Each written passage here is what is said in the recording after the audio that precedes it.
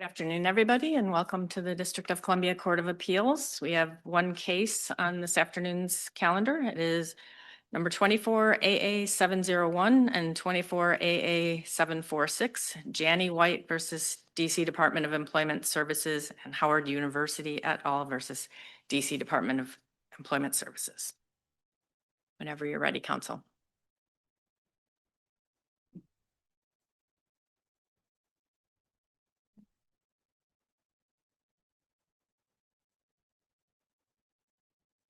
Please the court, and I'll reserve some time for rebuttal, 3 minutes. Okay. Yes. All right.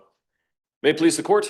The question presented in this case is whether a claimant under the DC Workers' Compensation Act, private sector, whether a claimant's decision to retire precludes her from receiving a schedule award under section 32-1508-3 for injuries to the schedule listed body parts. The AHD, Administrative Hearings Division, found that Ms. Jannie White had suffered very substantial impairment to both of her legs due to a 2001 work injury. The medical impairment was deemed to be 40% for the right leg and 49.5% to the left leg. But because Ms. White had retired from Howard University, she reduced both of the awards to 0% and prevented her from receiving any disability recovery under the schedule. Now, do you agree? Oh, sorry. Go right ahead. Do you agree that, or what is your position on whether her retirement severs causation as to total disability under wage loss claim? If I'm saying that correct, like basically what the first ALJ said. Your Honor, I did not appeal that decision. Strictly speaking, under wage loss cases, there's a two-part inquiry. The first is whether the departure from the employment or the retirement was due to medical reasons. That's what we were arguing there. If not, then the question is what would the claimant have earned? And that's under the voluntary limitation of income section. It's 32-1508-3V3. So that's under wage loss. And so it does not necessarily preclude recovery of wage loss benefits. But there's a lot of case law about that. There's very little about the schedule award because a schedule award is a holistic multifactorial analysis. It includes medical impairment. It includes a rating under the AMA guides to the body part in question. It includes consideration of lost earning capacity and various indicators of that, but it does not require actual wage loss. And there's no rule set up anywhere in any of the case law that says that retirement automatically reduces it to zero. Let me ask you about the word retirement in this case. The various papers, the CRB decision, I think the briefs tell us that Ms. White retired in 2016. I take it that means she drew out her retirement money. She had some financial reasons why she wanted her money. But the record also tells us that she hasn't worked since 2009. She left the employer, Howard University Hospital, in 2003, I think it is, or after a 2003 injury. She got another job. She left that job in part because of persistent knee problems, but she didn't like the employer in any event. She got a settlement. I guess she must have used that money to live maybe, but she hasn't worked since 2009. When the ALJ on remand focused on her retirement, and when the CRB talked about her retirement, were they talking about what happened in 2016? Were they talking about what happened in 2009? What are they talking about? 2016, Your Honor.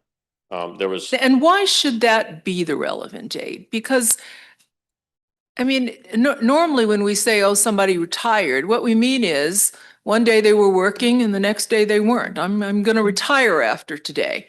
That's not what we're talking about here. When she did whatever she did in 2016 to officially become a retired person, she hadn't been working for 7 years. Why is what happened in 2016 of particular significance here? I don't think it should be, Your Honor. But you do think 2016 is what the adjudicators were talking about when they say she retired and Absolutely, Your limited Honor. her wage earning capacity? You think that's what they were talking about? Absolutely, Your Honor. Yes. There's every indication refers to that paperwork that she completed at that time for a paltry sum. And nothing refers to any of the prior situations. She was medically disqualified from Howard University Hospital, and the subsequent employment, as you noted, she left under mixed circumstances. But that was not raised at that time or at any subsequent time. So I don't believe it should be significant. Am I getting confused in Dent? I think we said that wage loss could be considered in assessing schedule benefits. Am I getting that right? That's correct, Your Honor. Yes. Yes. So are you saying, I mean, if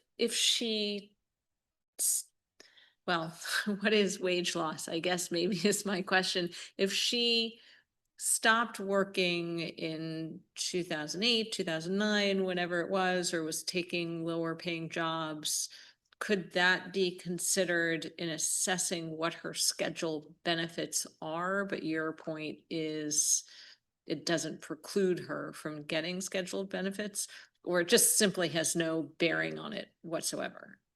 Your Honor, I think under Dent, it can have some bearing. The ALJ has the discretion to consider that. Okay. I can't argue against that under Dent and under Lawson, MCD case. But So is Dent some sort of affirmative support then for your position? If you see what I mean, could you sort of flip Dent and say, well, because you can consider the wage loss in assessing what the schedule benefit should be, it's gotta mean that you can't preclude someone from getting a schedule benefit on that basis, or does that logic not work? I think that works, Your Honor. I think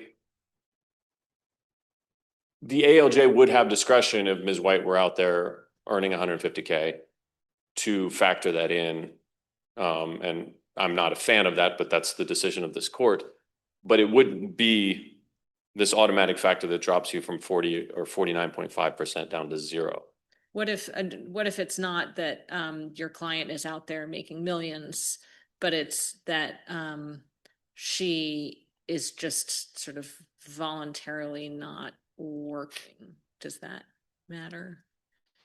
That can't. Or she could work, but not, she obviously has a disability, a scheduled disability, but she's not working to the maximum ability that she could work even with the scheduled disability, if that makes sense. Yes, that makes sense, Your Honor. There are 2 points. Yes, if a person is in that situation, if an injured worker is in that situation, that can be a factor.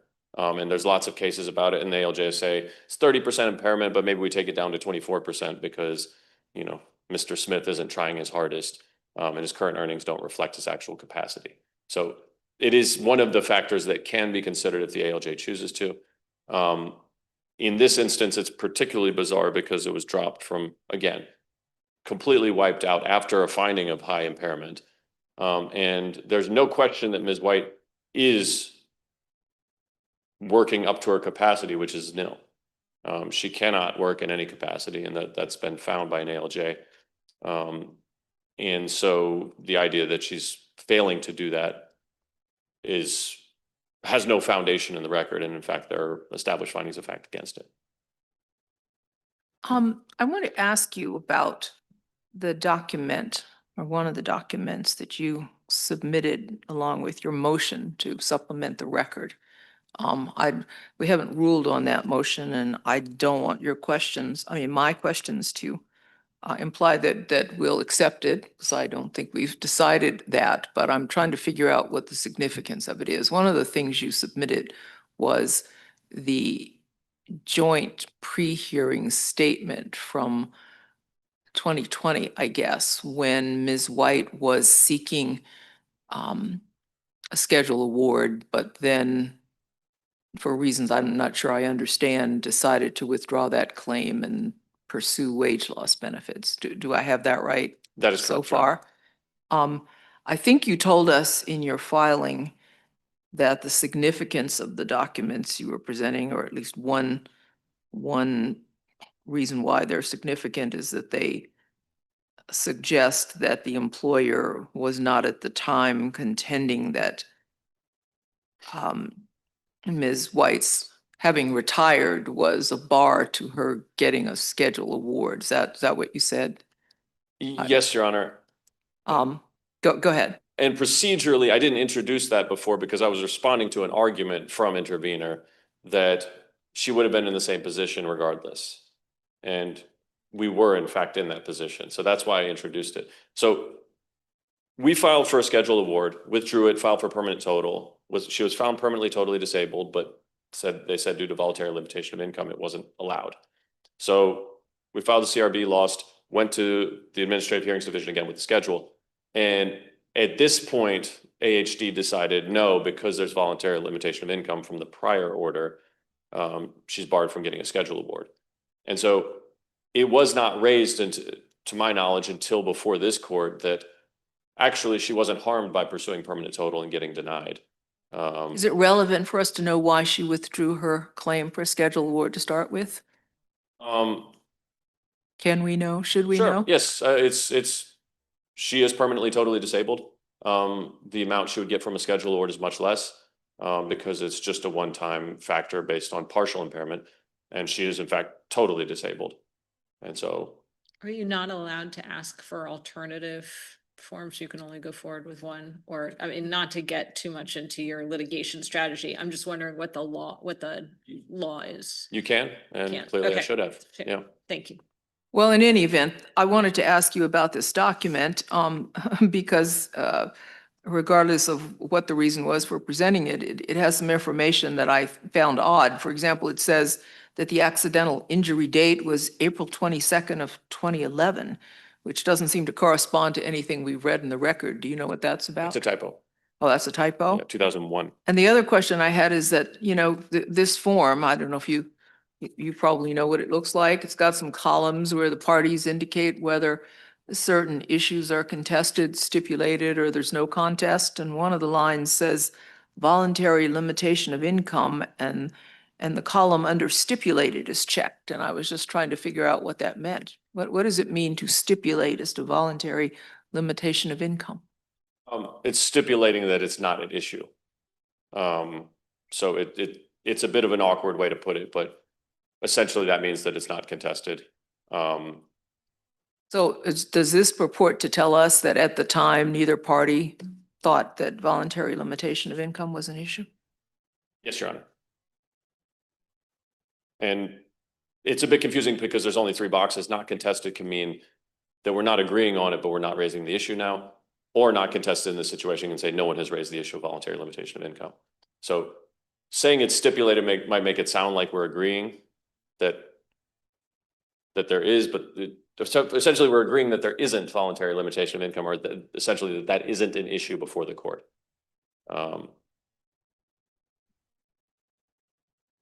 Given 3 options, there's no way to clearly communicate that.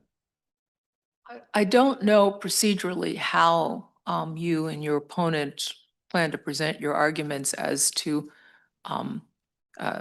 their argument about Ms. White's inability to get a partial disability schedule award when she has been classified as permanently totally disabled.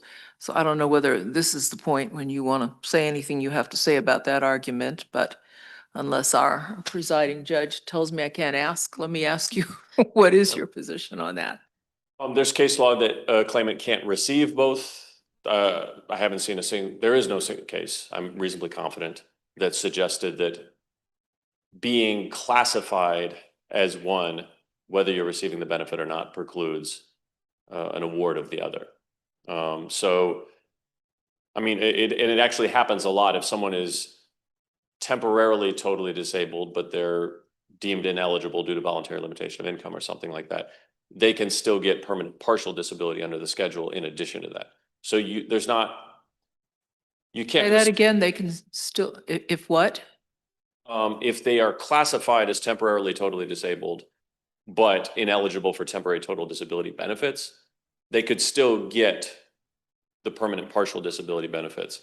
So it's not, I think that that argument treats these like metaphysical boxes rather than that we put different injured workers in, rather than certain benefits that are eligible or that a worker may be eligible for given their condition. The fact that there's no employment out there for her should not in any way preclude a schedule award, particularly if she's not receiving anything else. And the act has humanitarian purpose. And that's actually noted in one of employers' principal cases, Rolf, the soccer player who was seeking a schedule award. Rolf was off work on another injury, getting workers' compensation benefits. So that type of calculation did figure in, and the HD and CRB noted it. In another case, there is one case called Ganthier that suggests the contrary. I think it's completely inconsistent with everything else. So, and the claimant in Ganthier, there's no indication that she wasn't eligible for the permanent total disability benefits. So they said you can't get permanent partial disability because you're totally disabled. But if she could get the money, then that's a service to her because permanent total disability would be more in almost all cases. In this instance, the argument is essentially because Ms. White was put in this box as permanently totally disabled, even if she can't get a dime from that, she's precluded from receiving any of the lesser benefits. And that is why I said it's penalizing her because her disability is so severe. And the act does not support that.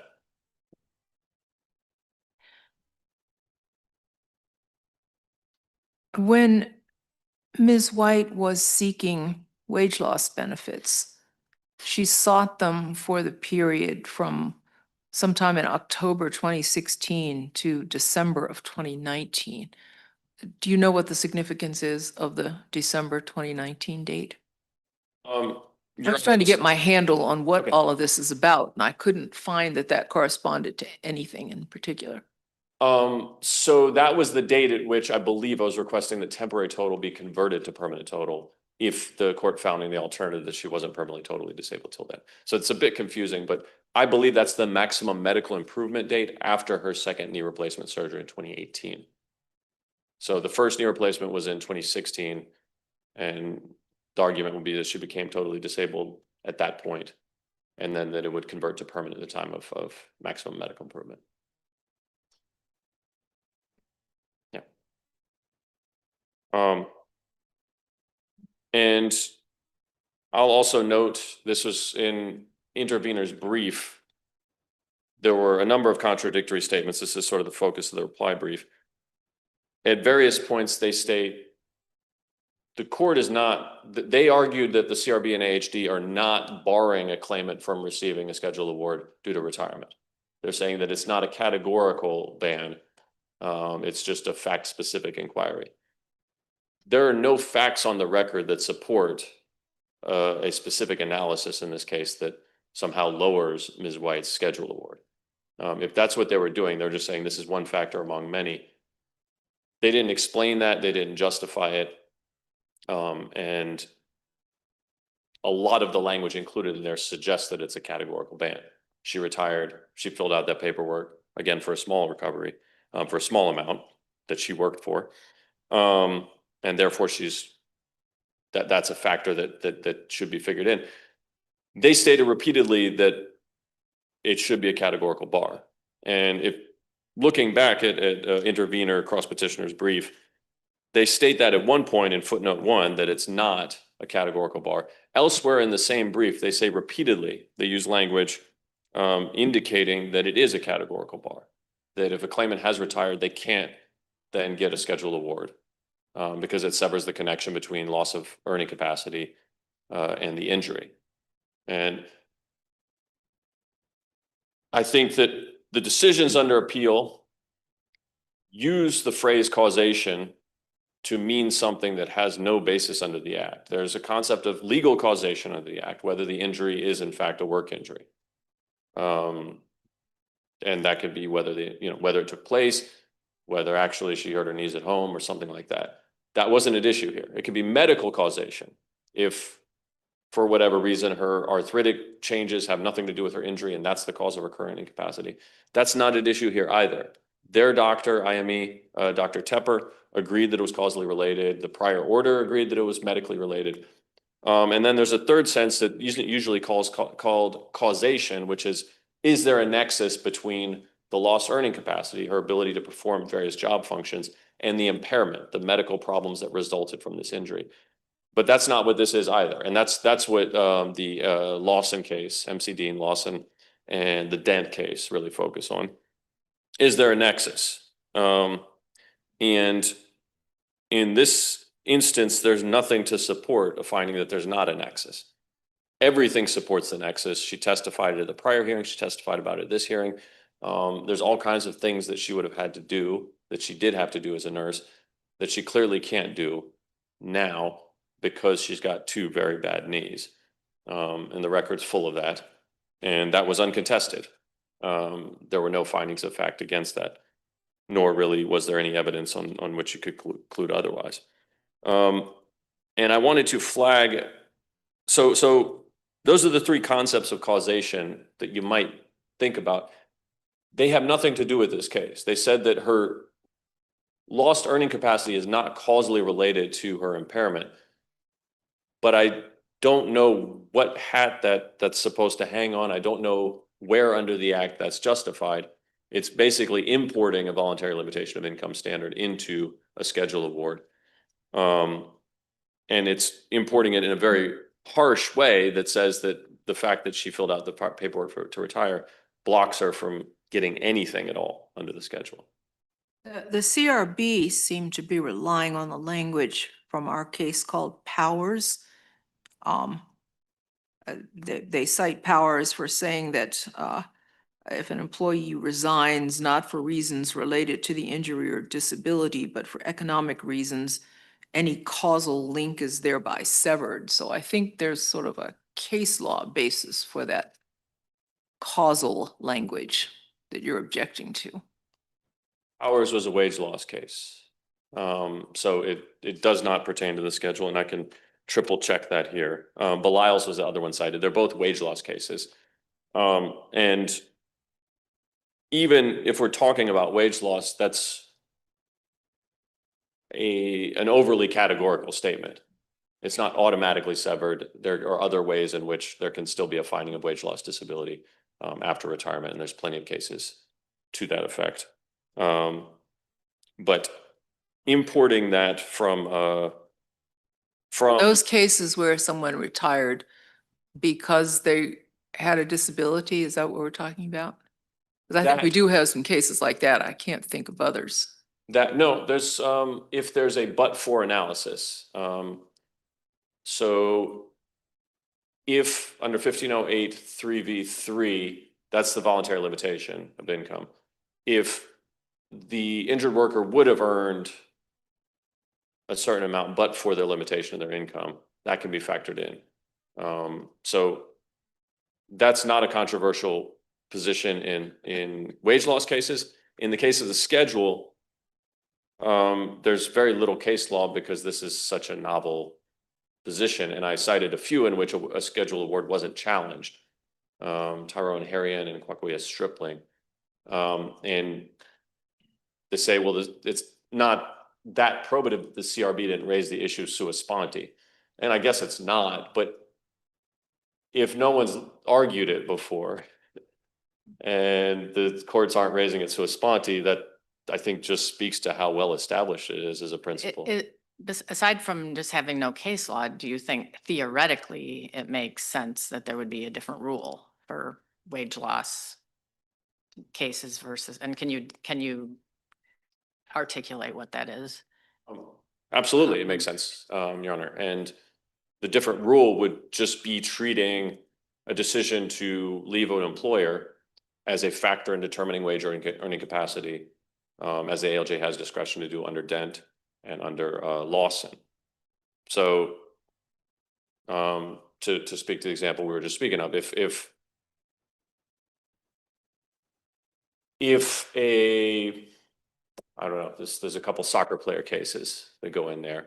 So a soccer player is not receiving wage loss benefits on another case because that's a distorting factor. But, you know, if they're making a little less due to a knee injury, but then they go and decide to become a clerical worker somewhere and they're making significantly less, then you could say, well, her wage loss or lost earning capacity is not accurately reflected by these wages because of the decision to leave the workforce. So we can, when we weigh that factor in the different elements, it gets less weight. That would be a simple rule, but the rule would always be on the opposite side in the case of a schedule, because a schedule is a multifactorial thing that considers earning capacity and considers actual earnings as one factor among many. So anything related to retirement or leaving an employer as a rule under a schedule case would give it less significance than it has in a wage loss case. Because wage loss is precisely about the amount of direct economic harm that's being caused by physical impairment. And this is a much broader inquiry. At some point along the way, in one of the iterations of this case, I forget which order, there was some discussion of latches and whether or not there was a statute of limitations problem and the like, and I think the issue got resolved in favor of your client.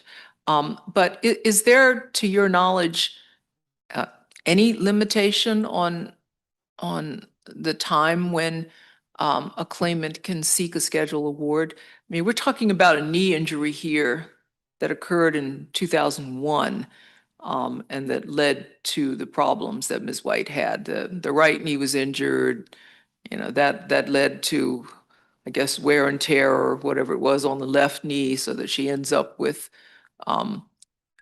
both knees giving her problems. And it was not until 2020 or whatever the year was that she thought a schedule award. Is there some limitation on time that applies here or elsewhere? Your Honor, we're fighting about that in another case, actually. Is that right? Yeah, both myself and Mr. Fioravante are representing. Oh, okay. Right. But the CRB's holding in that case is wrong, so. Is there anything in the statute? Got it. Yeah. It's a time limitation on a request for schedule awards? No. So in that instance, I don't believe that's not about a schedule case, but they held that the claim provision under section 1514 applies to other benefits, other requests for benefit. And I think that's, well, I argued elsewhere why I don't think that's applicable. In the case of a schedule, no, I don't think there's any limit. And I don't think there should be. She had bad knees. She wasn't getting much treatment, and the injuries ultimately led to her needing replacements. They accelerated the degeneration. They caused her arthritis to be much more severe than it would. And she put in a request for that, and employer insurer found an orthopedic surgeon who was their expert, and he agreed.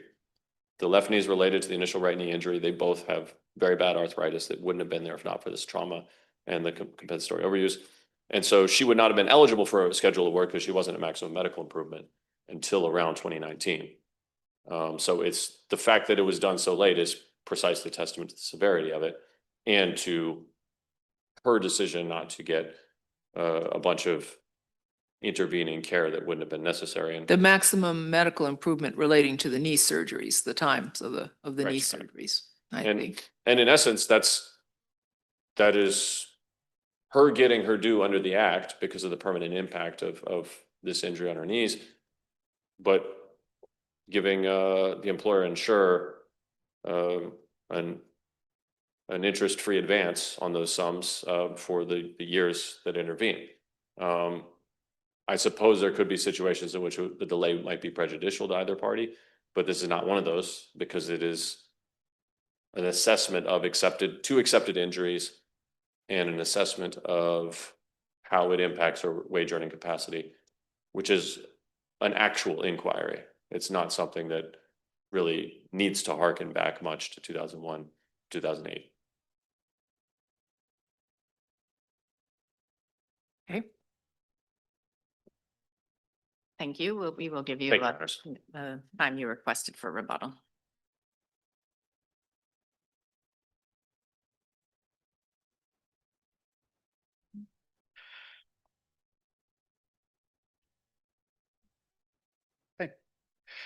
May it please the court, good morning or good afternoon, Matthew Fioravante on behalf of Howard University Hospital and Sedgwick Claims Management Services, the interveners and cross appellants in this case. At the very onset, I want to note here that the AHD and the CRB applied the black letter law of disability in this matter.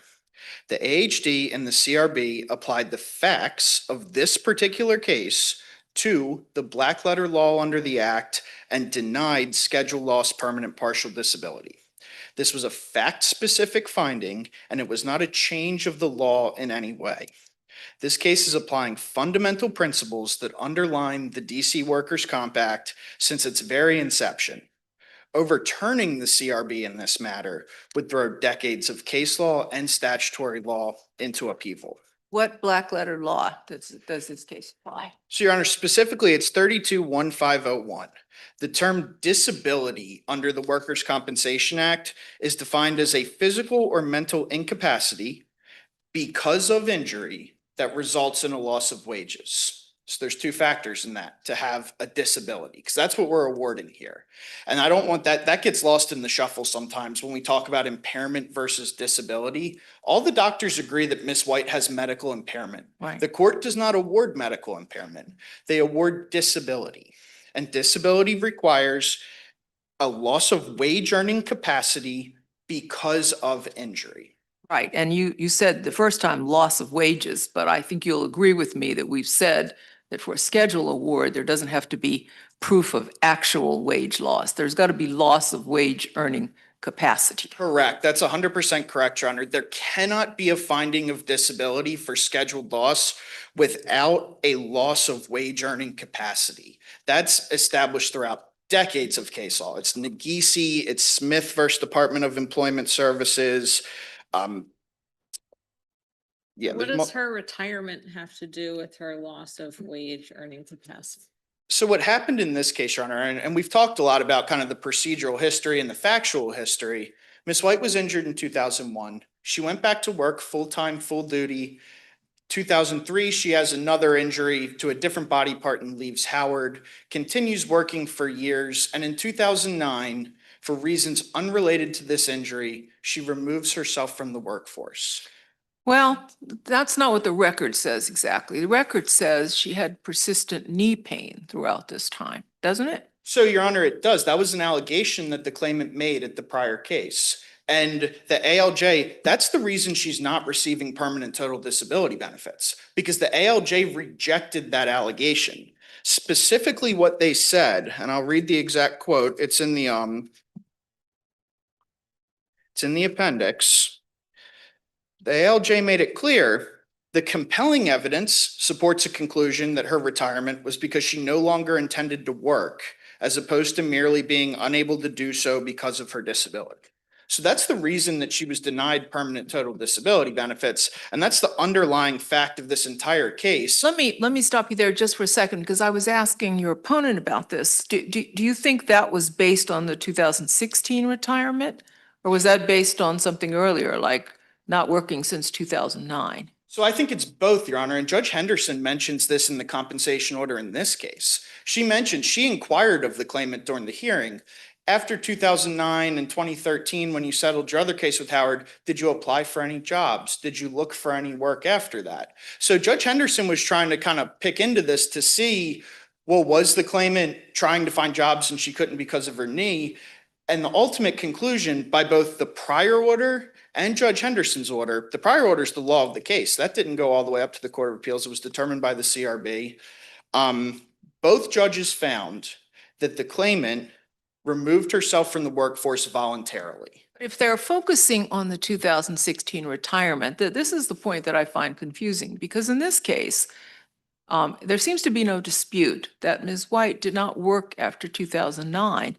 but everybody keeps talking about her retirement. As I understand it, and correct me if I'm wrong, what happened when she quote unquote retired is that she put in her papers to draw out her retirement funds so she could avoid foreclosure on her house or whatever financial circumstance she was facing. It wasn't like today she worked, tomorrow she didn't. So I get the factual finding that she did that for financial reasons, not because of her knee. But if you focus on when she actually stopped working, going to work, the record seems to support that she did that because she was having persistent knee pains. And I don't think there was a contrary finding as to that. Was there?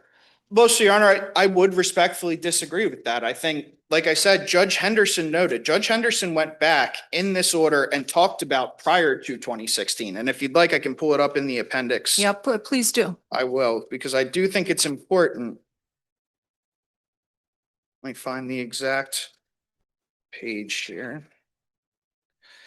So Judge Henderson specifically notes. This is page 32 of the appendix. After her shoulder injury, she received vocational counseling, which resulted in another nursing position, which she quit in 2009. Claimant settled her shoulder claim in 2013, and she has not looked for another job since 2013. Although at the hearing, claimant testified that she quit the position because of her persistent knee pain and her dissatisfaction with the employer, she has not worked since, and she has not looked for a job. In 2022, the ALJ rejected the claimant's contention that she retired because of the knee condition, concluding that the claimant retired for financial reasons unrelated to her knee. This is the law of the case. Right, and that's the focus on the retirement, but I didn't see a finding that she stopped working in 2009 and didn't look for a job after that for financial reasons. That seems to be related to her testimony that she had persistent knee problems, and I didn't see a rejection of that.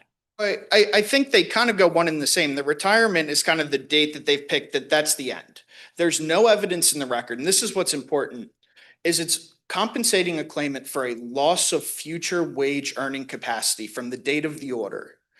In this case, there is zero evidence that the claimant will ever sustain any future loss of wage earning capacity because of this incident, because she voluntarily removed herself from the workforce. But if she I mean, to Judge Thompson's point, if she voluntarily removed herself, well, if she stopped working in 2008 or 2009 because of knee pain, she should be entitled to benefits of some sort.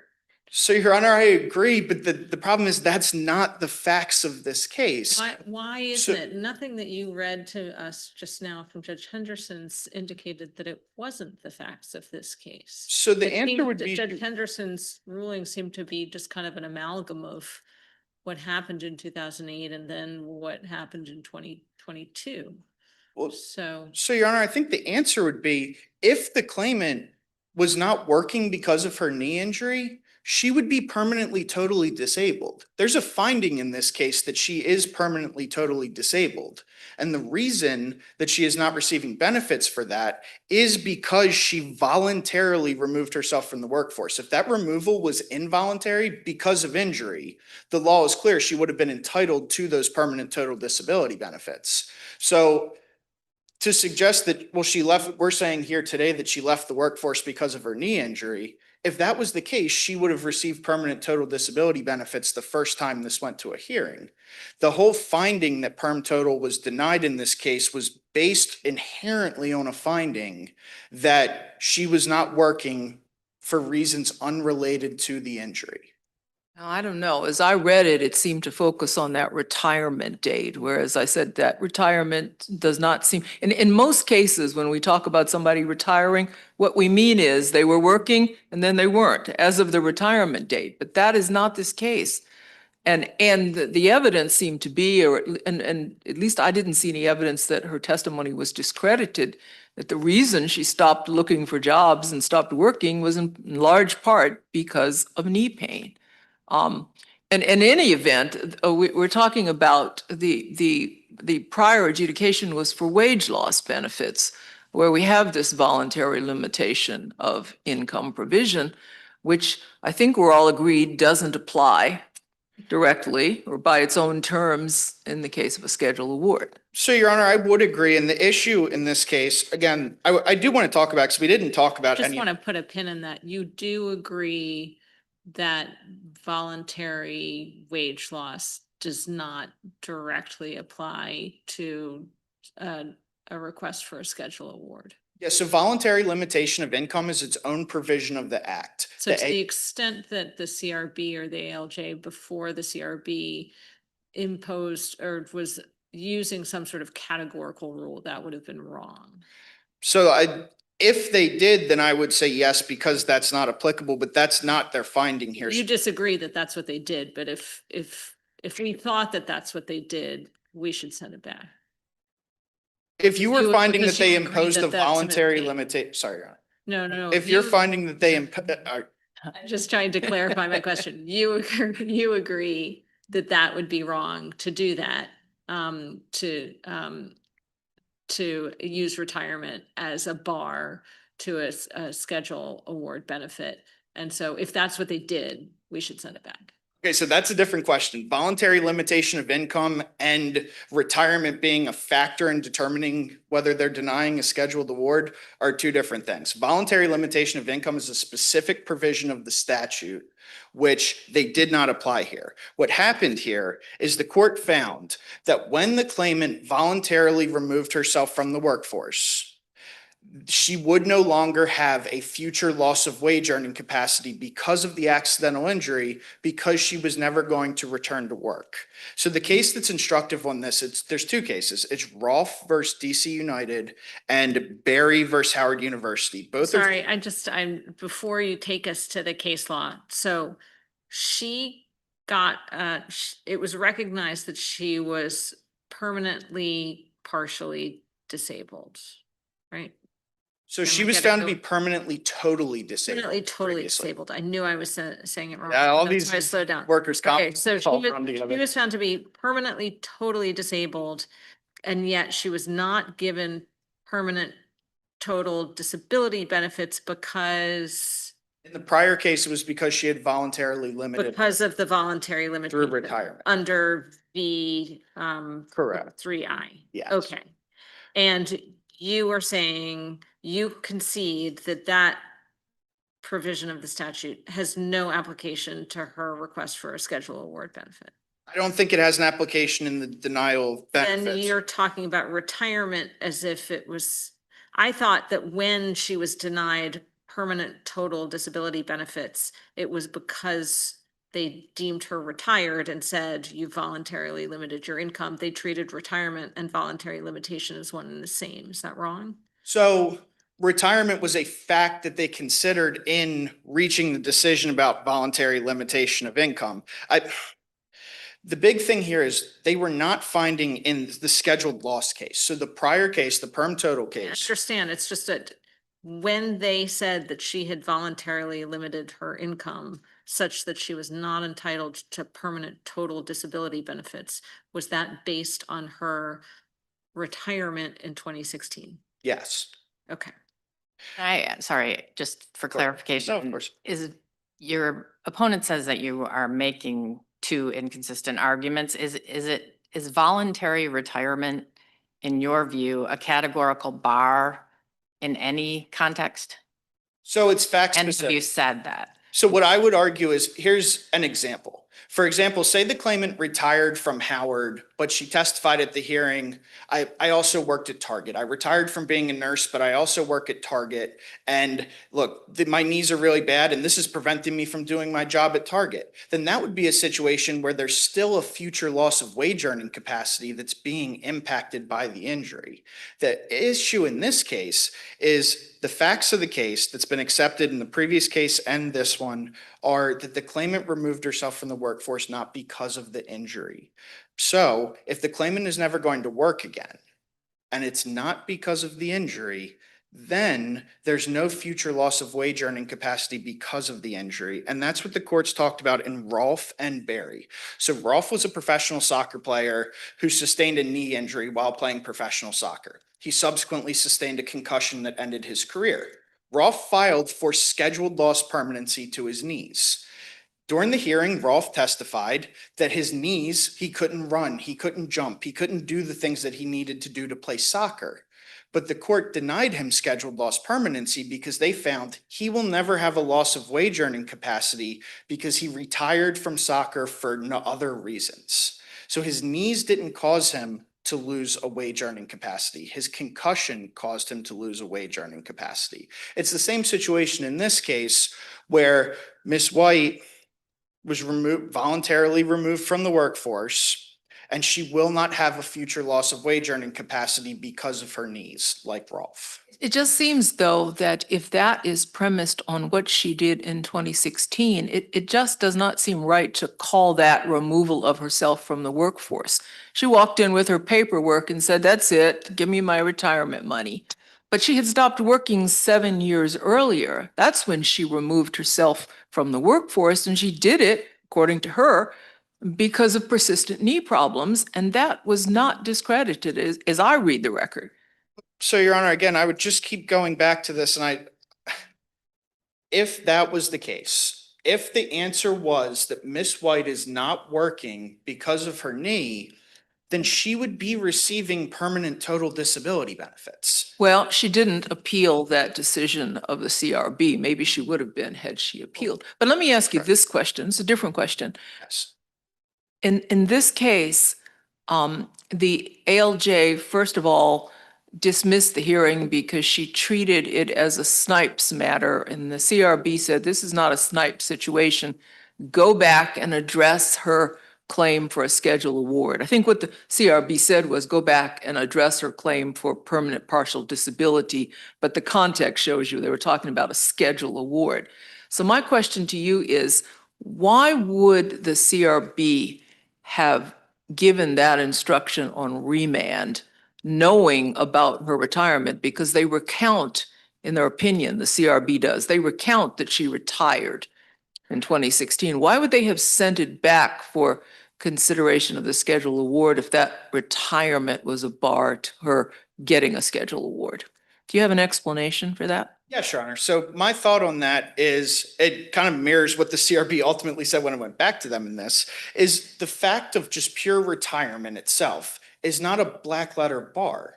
You can take the example I just gave about the person who puts in their papers at Howard, but they still work at Target. They still do something else that is impacting their wage earning capacity. So the fact that you walk into work, put in your papers and say, I have retired, does not automatically mean that you are not entitled to scheduled loss permanency. And that's not what the AHD or the CRB said in this case. Sorry, I just don't understand, right? Because if it had been the situation where she couldn't be a nurse anymore, but she was still working at Target, then wouldn't she still have gotten the permanent total disability benefits? Well, then she wouldn't have been permanently totally disabled, I guess is the. I think what this case just always goes back to is, I feel like while we're sitting here today, we're litigating the factual question of whether she's retired or not because of her injury. And that's what's already been determined by prior order. That's the law of this case. Well, you're saying law of this case, but law of the case doesn't apply vertically, right? So you're here, and we're not bound. It sounds like more like you're making, law of the case applies horizontally between sort of co-equal arbiters. So it sounds like maybe you're making some sort of estoppel argument, like now she can't argue that she wasn't retired or that she didn't voluntarily limit her income in 2016 when it really looks like all she was doing was trying to get money that she had saved, that she had earned because she needed money. Is that what your argument is? It's an estoppel type argument? Well, I think the argument is The claimant has never taken the position in this current proceeding that the facts of the prior case and the findings of the judge in the prior case do not apply to this case. The claimant didn't make any allegations in this specific proceeding that the reason that she retired and removed herself from the workforce was because of her knee injury. The record is, I think that's in part right, because she thinks that the CRB and the ALJ made this sort of categorical determination, in which case, and she's saying, you know, that's just not how the statute works. And now that Howard is saying, well, no, it wasn't a categorical, it was actually a fact specific determination, sort of shifts the ground, right? Your Honor, I guess I'm not sure exactly how to, I guess I don't know the question specifically. I'm sorry. I'm trying to figure out I'm not sure that there is a question and if there's a reaction, but yeah. Let me ask you about the issue that you present to us in your Yes. cross appeal, because I want to make sure I understand what your argument is. I may have mischaracterized it in trying to summarize it for your opponent. I mean, as I understood it, your argument is Ms. White has been determined to be permanently, totally disabled, and therefore she is ineligible for a permanent partial disability award. Have I oversimplified your argument? No, Your Honor, I think it actually is that simple.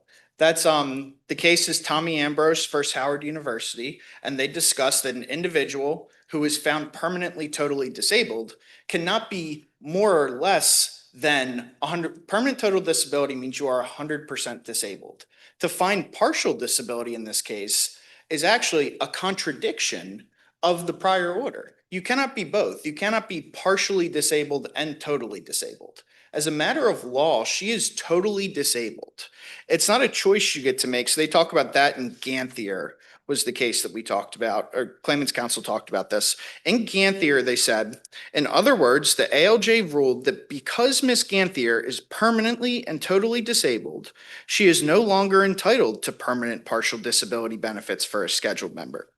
That is a correct statement of law. The case cited by the ALJ stands for the proposition that a person cannot be more than 100% disabled. Was that individual collecting permanent total disability benefits? So she was not at the time. Ganthier was an interesting case where the claimant, for whatever reason that the court, and I obviously don't know the answer to, didn't want permanent total disability benefits, and she wanted to pursue scheduled loss instead. And the court told her, that's not an option, because if you're 100% disabled, then you can't be less than that. That's a contradictory finding. I to looked what at you Ganthier and asked. I'm not remembering the facts, nor am I remembering the facts of Ambrose, which I also looked at. What are the facts of Ambrose? So Tommy Ambrose was, I will acknowledge, I believe Ambrose was trying to collect scheduled member benefits while he was receiving permanent total disability. So that's a case where the perm total was being paid. Ganthier is a case where it's a little more questionable whether perm total was being paid or not. It didn't, I guess both were pursued simultaneously at the hearing, or the claimant sought only scheduled member and the judge found her to be permanently totally disabled.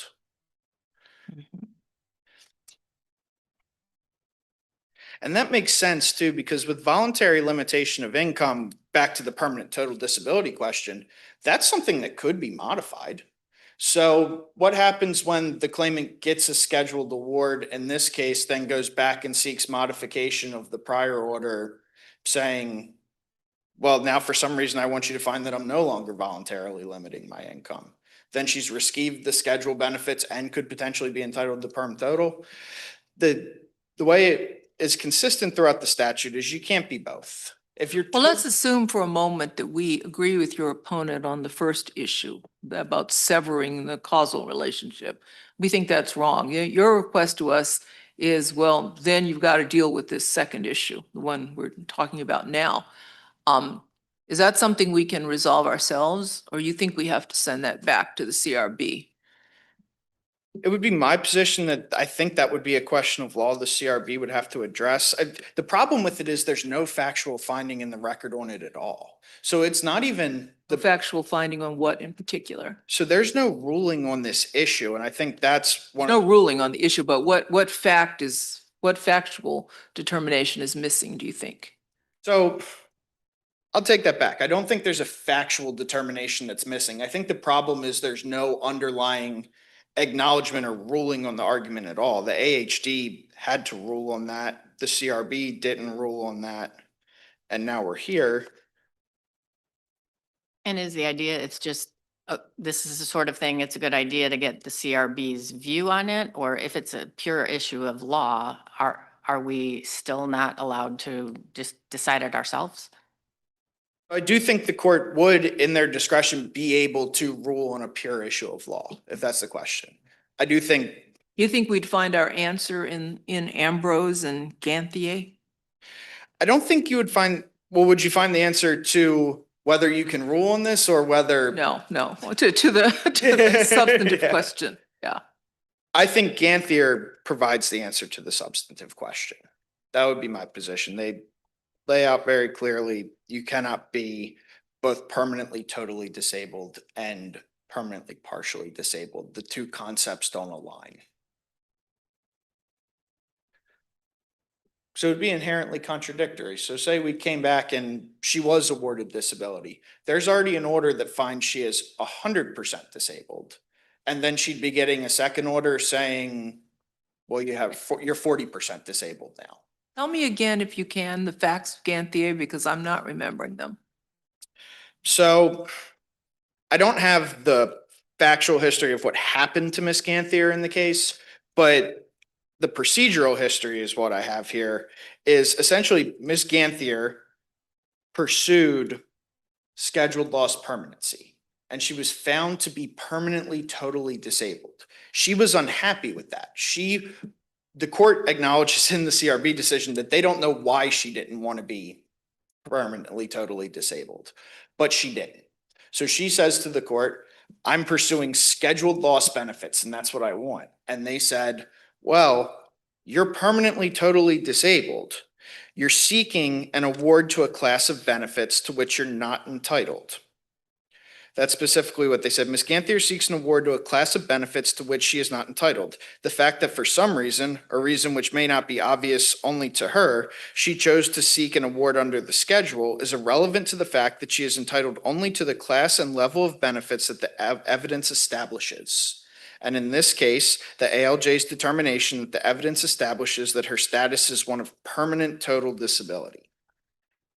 That's exactly the situation in this case. The evidence has established, and it's a matter of law in the case, that she is permanently totally disabled by a prior undisturbed finding. So to pursue scheduled loss would be contradictory to that.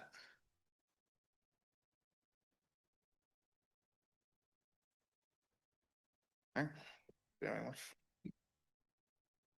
I think I saw a CRB case that is unlike this one in the sense that it involved a couple of different parts of the body. But as I recall it, it involved someone who had a neck injury that was so painful and debilitating that it rendered him permanently, totally disabled for wage loss benefit purposes.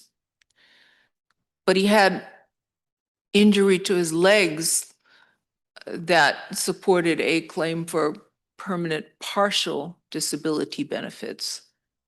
And I believe the CRB said he could get both. Are you familiar with that case? I'm sorry, I don't know the name of it. So, Your Honor, I don't know the specific case off the top of my head, but I agree with you that that principle is correct because they're two different body parts. Well, in any event, where I was going with that was that he was both permanently totally disabled and permanently partially disabled based on different body parts. So they differentiate it because of condition. So Ganthier explains this, and Tommy Ambrose explains this, that because it's the same condition, you cannot be both permanently, totally, and permanently partially disabled for, which makes a lot of sense. So if you're 100% disabled because of your knee, you're totally disabled, you can't also be 75%. It's one or the other. They're contradictory findings. They can find that, say you're disabled because you're seeking wage loss benefits for your back or your neck, but you're also having an issue with your leg, you could receive scheduled loss for that because it's a different body part and it's a different condition for which you are not permanently totally disabled for. So the court does differentiate between the two. The CRB has, and I believe that Ambrose might be the case that discusses some of that. But there is a differentiation under the law between pursuing permanent wage loss benefits for the same body part and scheduled loss versus pursuing permanent wage loss benefits and scheduled loss for two different body parts. That is a distinction that's drawn under the law. I do have a question. I'm just trying to formulate. If it changes the way you look at this, that that different body parts are involved, what, because you seem to be saying in the abstract, this can't be this, they're different. What about other considerations that make it different? Like in Ms. White's situation, there's no, if we care about double recovery or that's not going to happen here. Well, so conceptually, there is a way in some ways to obtain double recovery here if she was modified her status from voluntarily limiting her income. If the court at any point believed, I guess if she had filed for a modification, the timeliness of that may be an issue, but in just a purely hypothetical sense, a finding that you're voluntarily limiting your income isn't a permanent finding. So Ms. White has been found permanently totally disabled. There could be a modification of that.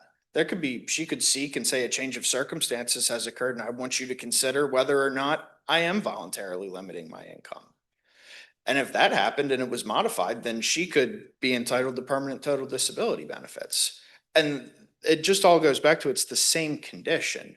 The condition for which she's alleging scheduled loss is the exact same condition for which she was found permanently totally disabled. Here's something I wanted to ask you. I was looking at some of the case law in other jurisdictions because this is all so mind-boggling. And I think a New York court said something to the effect of your entitlement to a permanent partial disability schedule award accrues, if at all, at the time you become partially disabled, permanently partially disabled. So it accrues at that time. So I thought, well, in this case, maybe the way to think about this is that Ms. White, back there somewhere between 2009 and 2016, when she wasn't working because she had knee problems, maybe she became permanently partially disabled then, long before she was determined to be permanently totally disabled. Hence, no contradiction. Well, What do you think about that approach? So Never mind that nobody argued it. You just put that aside for a moment. no, I disagree with that approach because an entitlement to permanency, that's discussed in Logan, the case is Logan versus Department of Employment Services. That discusses when you give rise to permanency of any form. And essentially, it's the term they use in workers' compensation is maximum medical improvement. So that essentially means your entitlement to permanency begins at the time that your condition has substantially stabilized and you're not seeking any additional treatment. In this 2009-2013 timeframe, Ms. White her condition was not permanent. Her treatment was ongoing. She had the most significant treatment in her claim after that date. So 2016, I believe Mr. Douglas mentioned this, his mention of 2019 earlier, that was around when the claimant reached maximum medical improvement and would have given a rise to a claim for either scheduled loss or permanent total disability. But I think any finding that prior to a certain date she was partially disabled, then became totally disabled, wouldn't align with the allegations in this case or the facts of the case because she needed to be at maximum medical improvement and she wasn't until at least 2019. Can I just take you back? Sorry. No, of kept you course. at the podium for so long. Just really quickly, you were saying in response to Judge Beckwith that there is theoretically this possibility of double recovery because she was found permanently totally disabled, but was disqualified from getting benefits because she voluntarily limited her income. And if she's stopped voluntarily limiting her income, she could then become eligible for benefits? Is that what you said? Yeah, claimants have a right to seek modifications of prior, the time issues in this case might prevent that in this specific case, but from a broader factual question, you can seek modification of any orders within Right. X amount of time. Okay, and I just wanted clarification on how if she is permanently totally disabled, she would stop voluntarily limiting her income.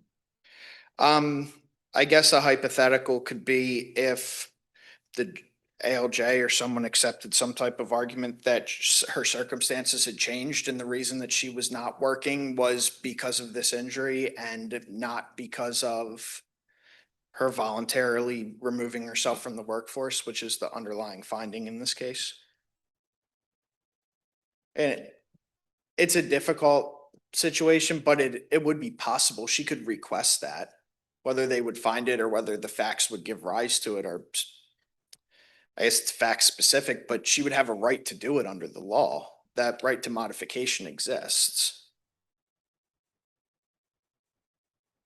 The point you make kind of also makes me think about sort of the difficulty in understanding why it is that someone can be denied a schedule award because they removed themselves from the workforce, when a schedule award is sort of prospective and supposed to give a claimant money for sort of the conclusively presumed impact on wage earning capacity for the rest of their life, basically, the rest of their possible working life.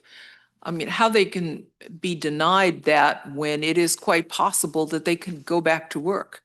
I mean, Ms. White, for example, could, despite her knee problems, I don't know, take a course in IT or something and get herself a desk job where she sits at the computer and does things all day, not using her knees.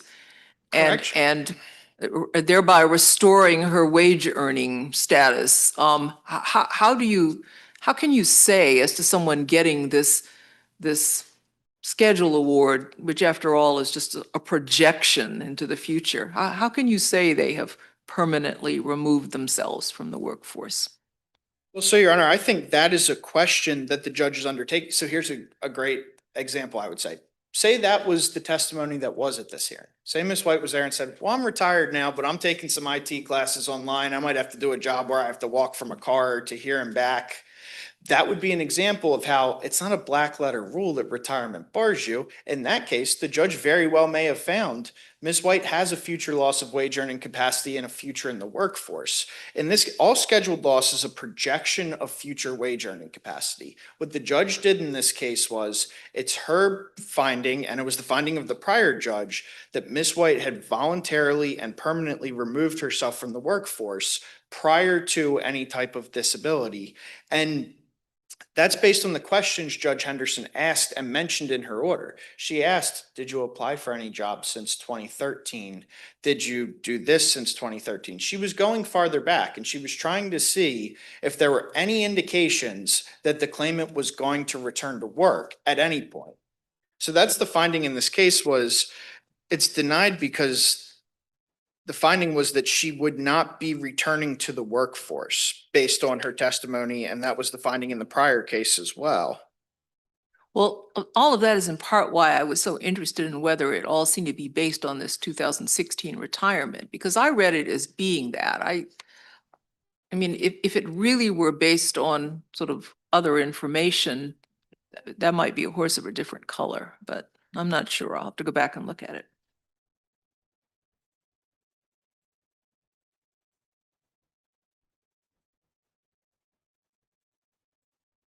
Anything further? I think I've answered Okay. further, unless anyone has anything further. Is nothing further. Okay, we've covered it all. Okay, thank you.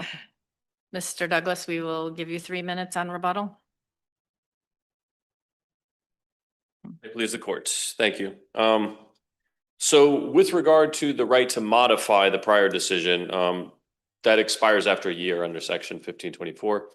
Obviously, if employer insurer or this were to consent or this court were to grant leave to do that, at this late time because of the peculiarities, claimant would certainly not object. But barring that, the hypothetical character of modification is not hypothetical. It's not something that's possible in this instance. So the possibility of her getting double recovery is nil, barring that.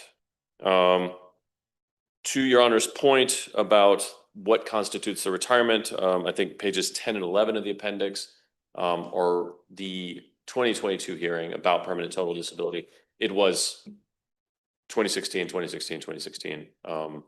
There is some passing mention of the prior issues, but that was what the initial ALJ deemed voluntary limitation of income and retirement, and what the ALJ in the present case relied on.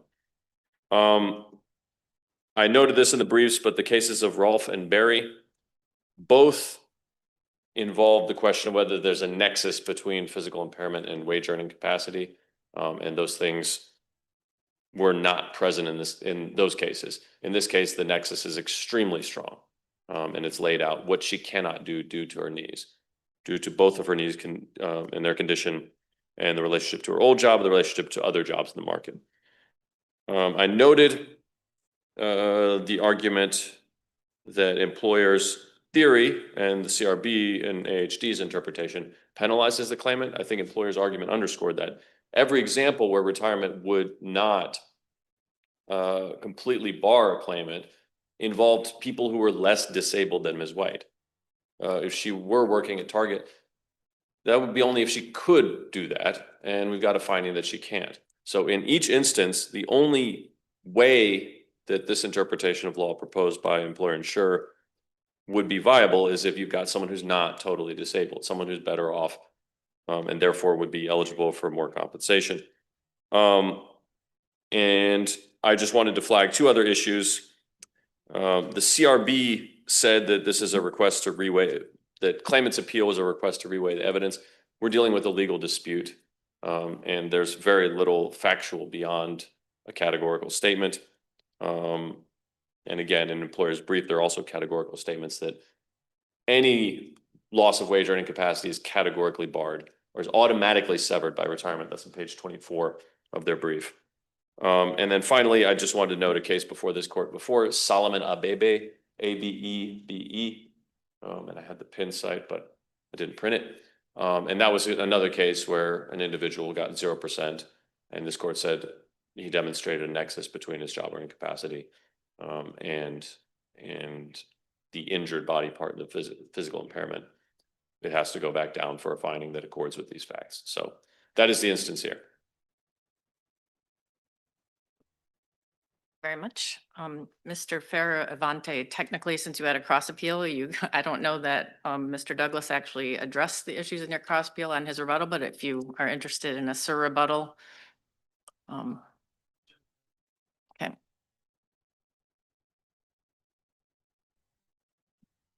So at the end of the day, I just want to go back to this one concept again. Disability under the Act is an economic construct. It's about a loss of wage earning capacity that is caused by the accidental injury in question.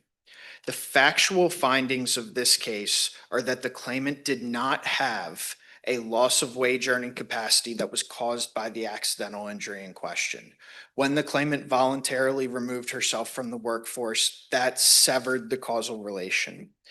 This is supported by the Act itself, which clearly says that the loss of wage earning capacity must be because of injury. That's 32-1501. And it's supported in Rolfe versus DC United and Berry versus Howard University, which are the exact same cases and situations as this. Rolfe and Berry both demonstrated that they had physical impairment to the body parts that they were asking scheduled loss permanency for. But in both cases, the court said, well, if you're not doing the job, Rolfe, if you're not a professional soccer player anymore for reasons that are not related to this, and you're not showing us that your knee injury is going to impact your ability to lose wages and anything else moving forward, then you're not entitled to scheduled loss permanency. It's the same situation as with Berry. And Berry, the claimant had a left shoulder injury. She returned to work for Howard. She subsequently retired from Howard. And in that case, the CRB and this court affirmed via memorandum opinion and judgment that there's no longer a nexus between her injury and a loss of wage earning capacity because she had removed herself from the workforce and there wasn't evidence of any future loss of wage earning capacity.